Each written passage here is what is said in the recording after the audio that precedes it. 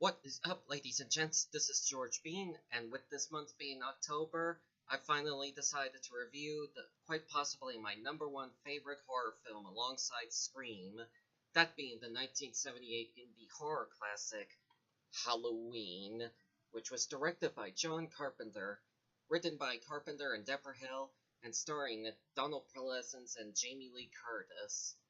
Upon its release on the October the 25th of 1978, the film had initially received mixed reviews from the critics, but had gained a glowing reception from the movie-going audiences, and had grossed up to $70 million worldwide against an indie budget of $300,000, making it the highest-grossing independent film up until The Blair Witch Project in 1999, and in the past 40 years since then, it has gained a strong cult following and among horror fans and has been considered one of the very first in a long line of slasher films inspired by Alfred Hitchcock's Psycho. It has, it had started a still ongoing franchise with 7 sequels, a reboot series, and now a new alternate sequel coming out this month with Carpenter and Curtis returning. And finally, in 2006, the film was selected for preservation in the U.S. National Film Registry by the Library of Congress as being culturally, historically, or aesthetically significant. The plot: Halloween night, 1963, and a 6-year-old boy named Michael Myers cold-heartedly stabs his teen sister to death, and as a result is sent into a mental hospital under the supervision of psychologist Dr. Sam Loomis. But then, 15 years later, and with Halloween night approaching, Michael suddenly decides to escape from the hospital and return to his hometown Haddonfield to continue his killing spree upon a group of teenage babysitters, while his Dr. Loomis, along with the help of the town sheriff, is in hot pursuit to stop him before the night ends. It's amazing to think that this relatively small film with a very small budget would go on to develop a strong following in the horror genre and had set the precedent for slasher films in the ensuing years afterwards. This was the film that had made all the slasher films afterwards possible. I'd say if it wasn't for this film, we probably wouldn't have the likes of such films as Friday the 13th, A Nightmare on Elm Street, and even Scream, for more or less. This film had began life when, after viewing Carpenter's 1976 film Assault on Precinct 13, the indie film producer Irwin Yablans and financier Mustafa Akkad had sought out Carpenter and proposed to him about directing a horror film, with the premise simply being about a psychotic killer stalking babysitters. And so Carpenter and his partner Deborah Hill began writing the script, which was originally titled The Babysitter Murders. So really, it was not initially written with the Halloween in mind, but according to Carpenter, it was Yablans who suggested setting the movie on Halloween night and titling it Halloween instead.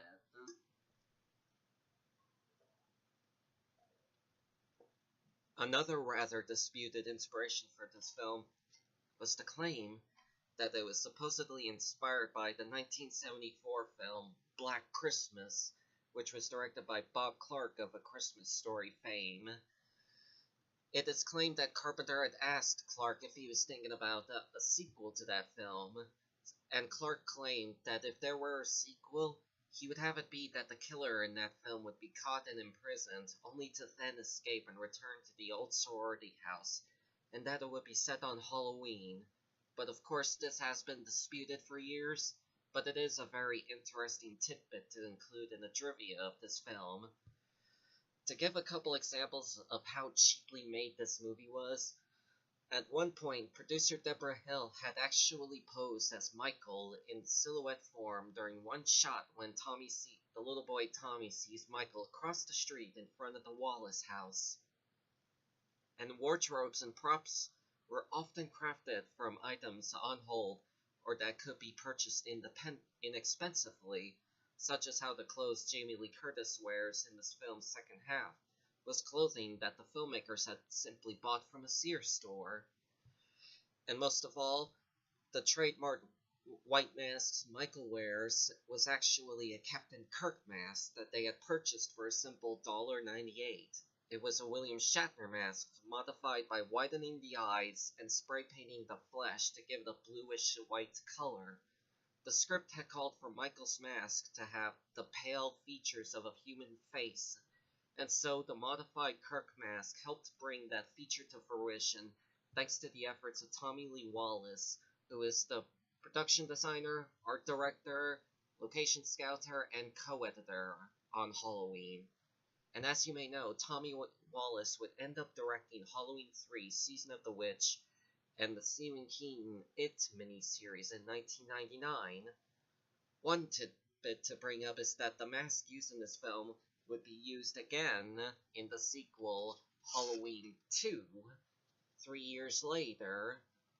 And the reason why it looks a bit more dirty in the sequel is because it had actually spent those 3 years laying under Deborah Hill's mattress, and during that time the paint had began to fade, and it was also collected dust and yellow because Hill was a heavy smoker.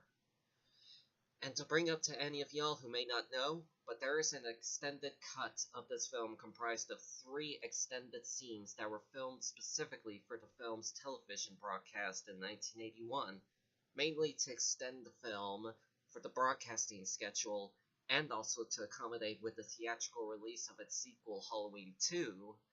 The first scene shows Loomis, at some point during 1966, attending a meeting with the head doctors of the Smiths Grove Mental Institute, and Loomis insists to them that they keep Michael locked up, having spent 4 hours a day, every day, for 6 months, interviewing and psychoanalyzing Michael when he was assigned as his doctor there. And after his meeting, Loomis goes to meet with Michael in his cell and claims that he has not been fooled by Michael's catatonic facade. As for the second scene, it's after Michael had escaped, and it involves Loomis investigating Michael's room, finding it a mess, and finds the word sister etched on the door. So yeah, I don't want to go into the sister deal just yet, but I will talk about it when I review the sequel next. And finally, the third scene involves Lori at her home getting ready for her babysitting gig, and she meets up with Linda, who shows up there, and they both have the usual girl talk. And it is revealed here that the blouse Linda wears later in the movie was actually Lori's, of which she had borrowed from. I had seen this film. As for me and my opinion of this film, I had seen this film back when I was first started watching horror movies since the age of 3 or 4. I remember seeing the video cover of the evil looking pumpkin holding the knife. That cover had intriguingly endeared me into wanting to watch it. But really, it was actually my Mama, who had gotten me into the movie, as she was a fan of it, despite her not particularly being a big fan of horror movies at all. So yes, I can wholeheartedly thank my mama for introducing me into Halloween, much like how my pops had introduced me into Spaceballs and Star Wars. And I myself, being a young and dumb kid at the time, I did not get much into it. I was just mostly watching the moving pictures whenever I had watched a movie. But what had really stuck in my mind was the dark and moody atmosphere, and most of all, the white mask. That mask was both intriguing and frightening to me at that age. But it wasn't until I believe Carpenter, around the time before I had seen the 2007 remake from Rob Zombie. And yes, I had seen the Rob Zombie remake in the cinema with my mama. I'll get back to that later about the remake. But somewhere around that time, I'd gotten back into watching the original film, and due to my having multiple other horror films like it, I had initially found the plot to be not much. But what had blown me away was its music score, cinematography, and the mystique surrounding Michael.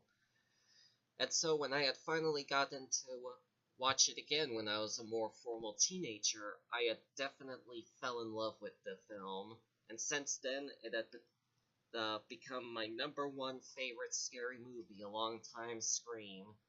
So yeah, if you had asked me what my number one favorite scary movie was, I would honestly say it'd be both Halloween and Scream to get tied together for the number one spot.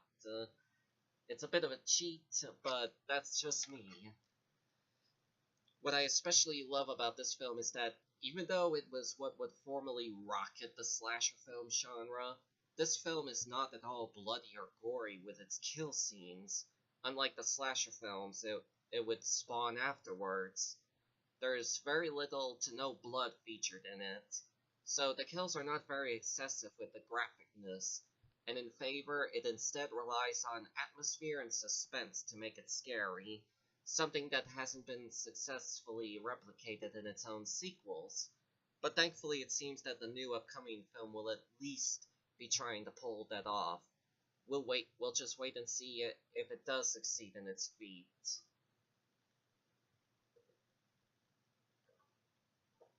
And as for the cast, Donald Pleasance has done a fantastic job as Dr. Sam Loomis, Michael's former psychiatrist and his ultimate enemy, and one of the main protagonists of the Halloween series up until Halloween 6. You can see why Dr. Loomis has become Pleasance's trademark role amongst audiences. Loomis is a psychiatrist whose prime concern is stopping his former patient from killing people, and Loomis is also concerned with the lives of people who end up in Michael's path of bloodbath. And what I think also makes Loomis a memorable hero is how even he's also shown to be frightened by Michael and his psychosis. He's like the one adult character you actually get to root for because of his having lots of knowledge about Michael and his setting out to stop him, even to the detriment of his own life. What's interesting is that the Pleasance was actually a last choice for Loomis, as Cushing and Christopher Lee were first considered for the role, but both had turned it down. Chris Lee was reported to have said having regretted turning down the role, and I believe I can see why Cushing and Lee were considered, because the film almost kind of has this sort of Dracula vibe to it. I mean, we've got Dr. Loomis, who's like Van Helsing, Laurie Strode is Mina Harker, and Michael Myers is the Count himself. That's what this movie seems to unintentionally be like, but that's possibly just me unconsciously reminding myself of other movies or books here. This being her film debut, Jamie Lee Curtis had become a well-known leading actress for her performance as Laurie Strode, a Haddonfield High School student, the lead protagonist of the Halloween mythos, and the role that would cement Curtis' status as a scream queen, alongside her mother Janet Leigh in Psycho. I believe what has made Laurie Strode to become relatable and likable is how Curtis had played her in a kind of down-to-earth manner, and maybe even how throughout the film, Laurie is sort of casted out by her friends for their own needs. I think that's it there. Laurie's more down to earth than her friends Annie and Linda. In one scene where Annie wants to go out and get her boyfriend, she blackmails Laurie into watching over the girl Lindsay she's supposed to be babysitting, under a soft threat of calling Laurie's crush Ben Tramer, whom I'll talk about in the sequel. So yeah, Laurie is sort of left to do all the hard work while Annie gets to take most of the credit, in a way. Sorry to discuss this, but that is a bit minor selfishly for a friend to do something like that. Blackmailing her own friend for her own needs. But still again, I believe Laurie is likable and relatable because of her more down-to-earth manner, and it was done very well by Curtis's performance. As for Laurie's friends, Nancy Loomis and PJ Souls were pretty good as Annie Brackett and Linda Vanderklok, Laurie's best two friends. Nancy Loomis was okay as Annie, not exactly the best actress in the movie, but not something to cringe about her performance, but still fine. And PJ Souls was great as Linda. She plays the great non-high school cheerleader here who has a tendency to say totally any chance she gets. And last but not least, Nick Castle did a very stellar job as the first original incarnation of Michael Myers, a spree killer who murders on Halloween night. Dr. Loomis' former patient and ultimate enemy, and the main slasher villain of the entire Halloween series.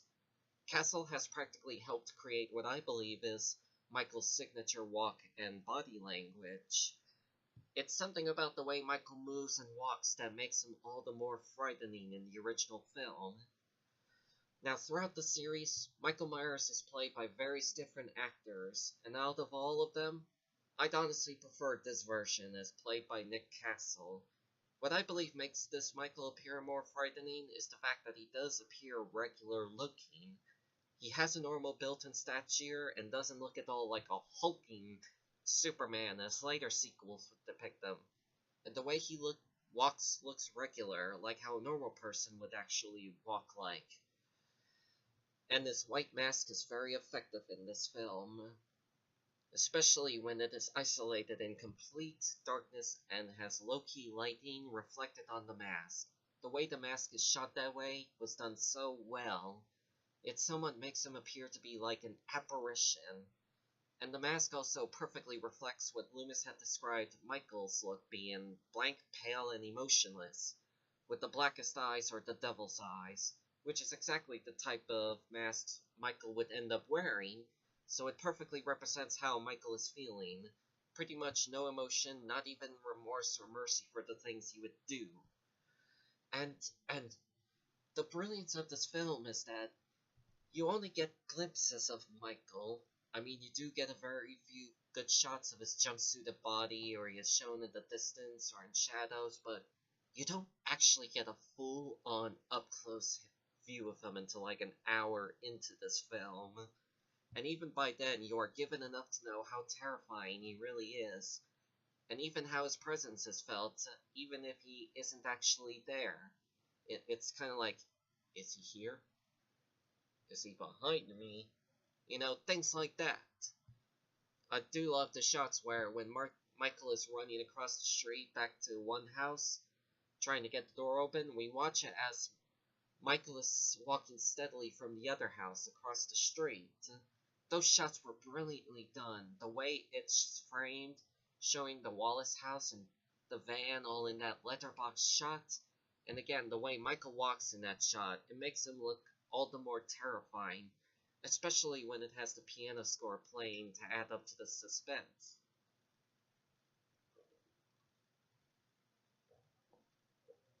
And again, Nick Castle had played Myers only once in the original film, as Myers would be played by multiple other actors throughout the series.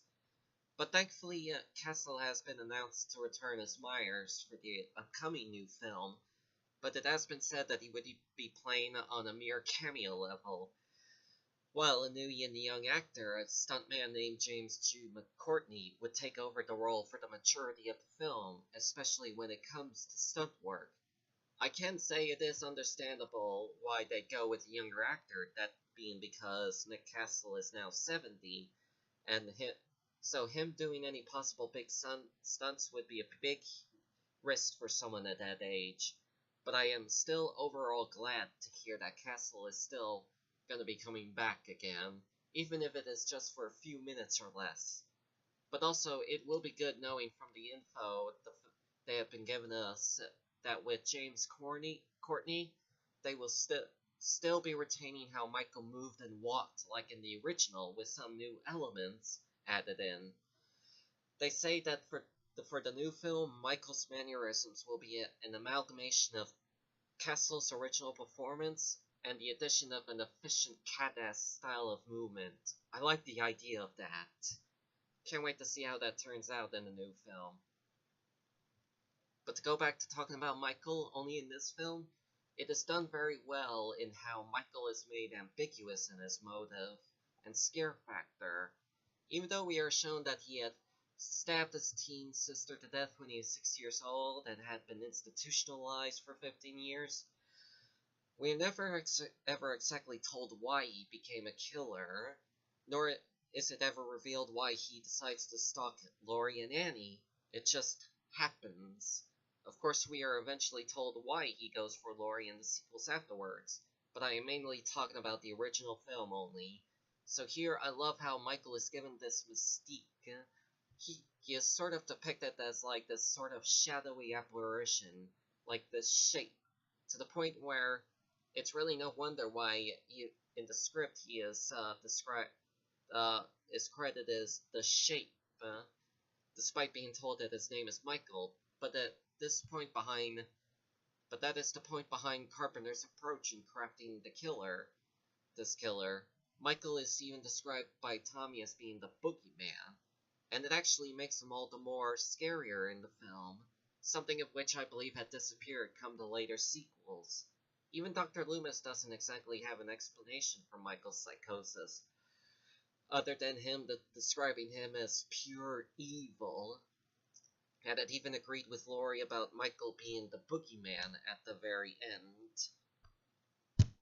Sequels aside, as far as I am concerned, for Michael's motive in only the original film, I had sometimes believed that the reason he stalks Annie and Laurie is because they kind of remind him of his sister Judith, whom he had stabbed 15 years earlier. And this sort of resemblance they have with her ends up driving Michael to, like, relive his crime over and over again until he dies. This explanation I have is actually similar to real-life serial killers like Ted Bundy or the Gainesville Ripper. So yeah, that's what I'd like to believe about Michael in this film. But also, one other trivia fact to bring up is that during the final scene, when when Laurie pulls off Michael's mask for a quick bit, uh, I'm not entirely sure the reason for it unmasking Michael there, but I had believed that it was Carpenter's intent to show just how normal Michael really is. And for that scene, that was not Nick Castle performing that unmasking. That was another different actor named Tony Moran, as Carpenter had sought someone with an angelic face for that scene, and so he got that guy for that particular scene. What I love about this film is its Illinois suburban setting. It shows how something terrible could happen in such a nice little suburban town like that. I like how it's set primarily on this one street one night in the film, centering on these two houses across the street from each other, where Laurie and Andy are babysitting at. Laurie is babysitting at the Tommy Doyle at his house, while Annie is babysitting Lindsay Wallace at her house. In the sequel, it is mentioned in passing that the street is called Orange Grove.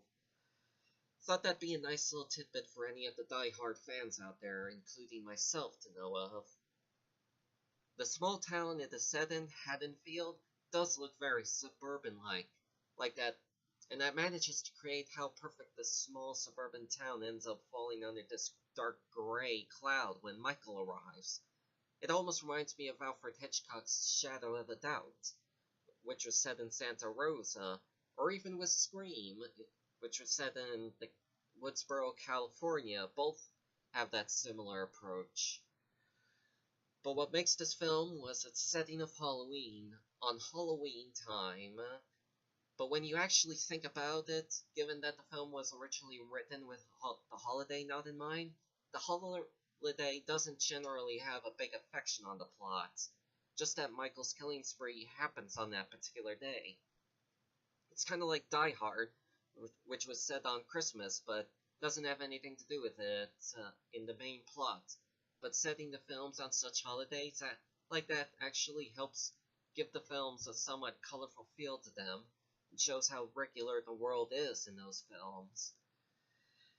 Many scholars have suggested that this film having themes to it, such as it being a social critique of the immorality of young teenagers in 1970s America, with many of Michael's victims being sexually promiscuous substance abusers, while the lone heroine is depicted as innocent and pure, hence her survival.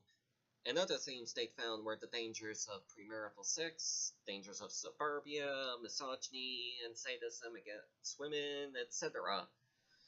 But nonetheless, Carpenter had outright dismissed such analysis, or even the possible notion that Halloween is a morality play, claiming that such things were never his intent for the film, and regarding it as being nothing more than merely a horror film. But nevertheless, such elements and tropes from the film, as the final girl, the unstoppable killer, the naughty teen victims, etc., have been indirectly inspired by this film, and has been used in the subsequent films afterwards, much prominently in Friday the 13th, and even had been played with in Scream. It certainly shows just how massively influential this film has become to the slasher film genre, to the point where you could play a drinking game with these slasher film tropes when watching them with your friends. And to mention on a side note, there are a couple scenes where the characters are watching on TV the 1951 sci-fi horror film, The Thing from Another World. As you may not know, Carpenter. This was done because Carpenter was a huge fan of that film, and it also became a bit of foreshadowing because he would go on to direct a remake of that film in 1982. Oh man, I love John Carpenter's The Thing so much. Such a great sci-fi paranoid thriller. And I've got to get around to reviewing more of Carpenter's movies, such as the awesome ahead of its time film They Live, Escape from New York, In the Mouth of Madness, etc. What's also funny is that my mama loves The Thing from Another World, and I I love John Carpenter's The Thing, so go figure. As for the death scenes, Annie and Linda's death scenes are done very well, to say. Their deaths are a bit intense and little bit brutal, especially when it doesn't show any blood in them. Annie being surprised and killed by Killer Michael in her car is reminiscent of an old urban legend, that being the someone's in the back seat thing. It's a nice little homage to that. When Michael jumps out from the back seat, it is a jump scare moment done very well. And it's when the music cues with a synchronizing sound. But Linda's death scene is much better. I believe. I believe it is. It involves her and her boyfriend Bob going to the now empty Wallace house and make love there before they are killed by Michael. Bob's death scene is really good, how it briefly drags with waiting for something to happen, and when Bob opens the door, Michael jumps out and attacks him. It's a damn good jump scare, done great. And how, after Michael stabs him, somehow pinning him to the wall with the butcher knife, it holds on to the shot of Michael looking at Bob's hanging body and tilting his head. It's pretty freaky shot, but also shot beautifully with the blue-tinted lighting in the background. And finally, Michael goes to Linda dressed in a bedsheet as a ghost, and it's done spectacularly how it drags on before he walks up to her and kills her, just as she is about to call Laurie. The way the music plays as he walks up behind her is very good, and how it stops when he attacks. Perfect way of when to let the score play and when not to. And it is also pretty freaky how Laurie is hearing sounds of struggle, not knowing that somebody is being killed on the other end, mistaking it for Annie pulling a prank on her. But it then gets better when Laurie finally catches on and gets suspicious. I love the shot of her looking out the window, seeing the Wallace house, the lights inside turning on and off, and her trying to call back to the house, but no answer. It's scary by the fact that Laurie has yet to realize that her friends were being murdered by someone inside the house from across the street. And to kind of bring up in a way, this movie could be seen as like an updated, reimagined variation of the urban legend, The Babysitter and the Man Upstairs. As much like that legend, Halloween is also about a babysitter being stalked and terrorized by a maniacal killer. But I don't know, that is what I kind of see it as. but I do enjoy the final climax when Laurie goes across the street to the Wallace house and discovers all her friends dead and is then attacked by Michael. It leads into a chase that brings them back to the other house, and Laurie has to protect the two kids while also trying to survive as well. I love the scenes where Laurie is hiding in the closet and Michael tries breaking into the closet doors before she fights back. It's a very well done scene in the closet. Now, one thing I really find interesting is its final ending. When Dr. Loomis shows up and saves Laurie from Michael, and so Loomis shoots Michael 6 times, causing him to fall off the second-story balcony down to the ground below, appearing to be seemingly dead. But when Loomis walks to the balcony and sees Michael's body, he finds that Michael is gone, to where we don't know. What's interesting is that on the surface it really looks like it is setting up a sequel, but it actually was not. Carpenter had stated that he had never intended for Halloween to have a sequel, nor did he ever plan for one when he made the original, and that the ending was intended by him as a way of saying evil never dies and give the final impression that Michael was a boogeyman of sorts.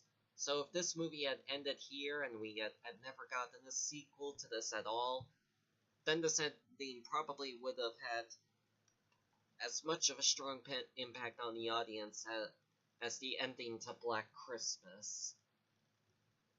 But of course, as history has shown us, after this film it became a massive hit, Hollywood had immediately began demanding for a sequel, to which Carpenter and crew were not at all that much enthused by, but Carpenter knew they'd go do one without, regardless if he was involved, and so he had decided to stay on, writing the script and producing it alongside Deborah Hill, but not direct it this time. He would give the directing duties to Rick Rosendahl, who would also direct the 8th installment, Halloween Resurrection, in 2002. But for me, in a weird but honest way, I would mostly watch Halloween 2, and Halloween H2O as a trilogy of sorts. Most because those 3 movies mainly involve Laurie Strode and her plights against the Shape. If you watch those 3 movies together, they do actually work as a trilogy. With those 3 films, I kind of gave them an unofficial name, that being the Laurie Strode trilogy. Sort of like how for the 3 new Planet of the Apes movies, I unofficially named them the Caesar trilogy as a way of referring to which movies I'd be talking about. But again, that may possibly change because of the new film coming out this month, and it is intended to be a new alternate sequel that scraps all of the sequels before it, starting with Halloween 2, and instead connect directly to the original film. It has John Carpenter returning as executive producer, it being his first Halloween film in 36 years since Halloween 3. And it also has Jamie Lee Curtis returning as Laurie, despite the fact that her character had died in Resurrection. But, I believe the fans are ready for a Halloween film that is much more like the original in terms of atmosphere, suspense, quality, and most of all, pays respect to the original and its fan base. And with it being directed by Pineapple Express director David Gordon Green, and who's writing it alongside Danny McBride, it's very interesting to see how it would turn out. I do hope it turns out great. But okay, back to the review. So despite my love for this film, it does have flaws in it. It is not perfect, but isn't any all films we've seen. Like, for example, how did Michael learn to drive a car despite being institutionalized for 15 years? I don't know, it's never explained, but Loomis expects that someone around in the hospital must have given him lessons at some point. Or why does Laurie keep dropping the knife in the climax? Things like that. I mean, yes, this film does have flaws, but they are all overshadowed by massively positive elements in this film, so I can put those flaws aside to continue enjoying this film no matter what. So I am going to say it again, but Halloween is very much my favorite slasher horror film, alongside Scream, at the #1 spot, and I love this movie. I love the simple plot line. I love the characters, the main killer's mystique, the cinematography and direction, the music score, and most of all, the atmosphere and tension. This is also one of Carpenter's very best films, alongside The Thing. And most of all, this was the very film that would spawn in an endless chain of slasher films soon after its initial release. So, yeah, if it hadn't been for this film, we would never have the slasher film subgenre of Friday the 13th, Freddy Krueger, Chucky, and Scream, and many others. But the cinematography in this film is fantastic. There are some moments of long shots going on, allowing the tension to build up. The shots were done in a very steady, calmly manner. No shaky cam anywhere. Its shots look very high class, something of which Carpenter would be a master at throughout his directing career. It's amazing. This film was made very cheaply, and yet it looks very high class and big budget like. Exactly the same can be said for Escape from New York. It looks like a big budget high class film, even though it was not actually shot in New York but in Cleveland, and was made very cheaply with a relatively small budget. The music score is also amazing and hypnotic to listen to, given that Carpenter himself had done the score, something of which he would also do throughout his film career, with some notable exceptions as The Thing or The Ward. I love that Carpenter uses the piano for his score, especially for the film's main theme. The way the score was done fantastically. It's something that can easily be hummed to at a moment's notice. And also, you play that theme in a crowded place, and everyone will know what it is referring to. It's about as well known as the Star Wars theme or Jaws theme, and I'm sure you have it on your ringtone. Admit it.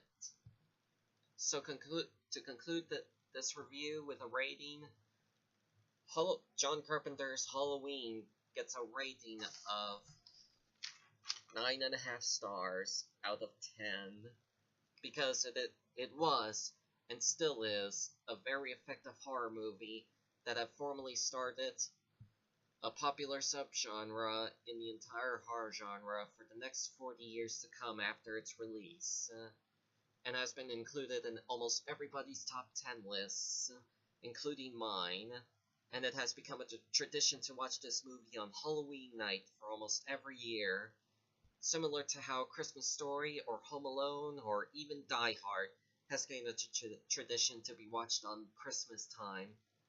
I definitely recommend checking out Halloween, if you haven't yet, especially with Halloween time coming up this month.